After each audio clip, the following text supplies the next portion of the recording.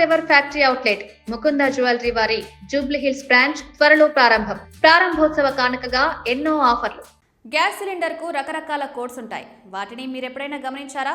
ముఖ్యంగా expiry date ఉంటుందా అనే అనుమానం రావచ్చు. ఇంట్లో వంట కోసం ప్రతిరోజు ఉపయోగించే ఎల్పీజీ సిలిండర్ గురించి చాలామందికి కొన్ని అపోహలుంటాయి. చాలామంది ఎల్పీజీ సిలిండర్ బరువు, లీకేజీని తనిఖీ చేసిన తర్వాత మాత్రమే తీసుకుంటారు. అయితే ప్రత్యేక రకం కోడ్ను కూడా తనిఖీ చేయాలి. ఎల్పీజీ గ్యాస్ ప్రతి ఇంటికి అవసరమైందిగా మారింది.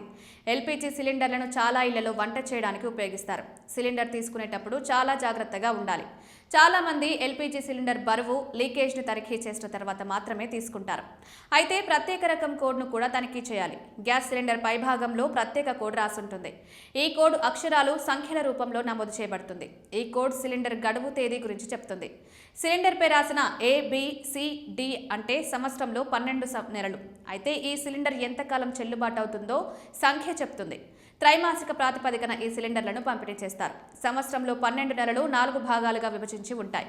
A అంటే జనవరి, ఫిబ్రవరి, మార్చ్, B అంటే ఏప్రిల్, మే, జూన్, C అంటే జూలై, ఆగస్టు, సెప్టెంబర్, D అంటే అక్టోబర్, నవంబర్, డిసెంబర్. ఇలా సిలిండర్పై ఉండే ABCDల అర్థం. ఇవి నెలలను సూచిస్తుంది. ఒక సిలిండర్లో A26 అని రాసి ఉన్నట్లయితే ఈ సిలిండర్ గడువు జనవరి, ఫిబ్రవరి, మార్చిలో ముగుస్తుందని అర్థం. 26 అంటే 2026 సంవత్సరంలో గడువు ముగుస్తుందని అర్థం. గడువు ముగిసిన సిలిండర్ వాడితే ప్రమాదమే. మీరు గడువు తేదీ తర్వాత కూడా సిలిండర్ని ఉపయోగిస్తుంటే అది మీకు ప్రమాదకరం. సిలిండర్ పేలి పెద్ద ప్రమాదం సంభవించే అవకాశం ఉంది. మీరు సిలిండర్ పొందిన సమయంలో ఈ కోడ్లను తప్పకుండా తనిఖీ చేయాలి. అందుకే గ్యాస్ కంపెనీలు సిలిండర్ని ఎప్పటికప్పుడు చెక్ చేస్తూ ఉంటాయి.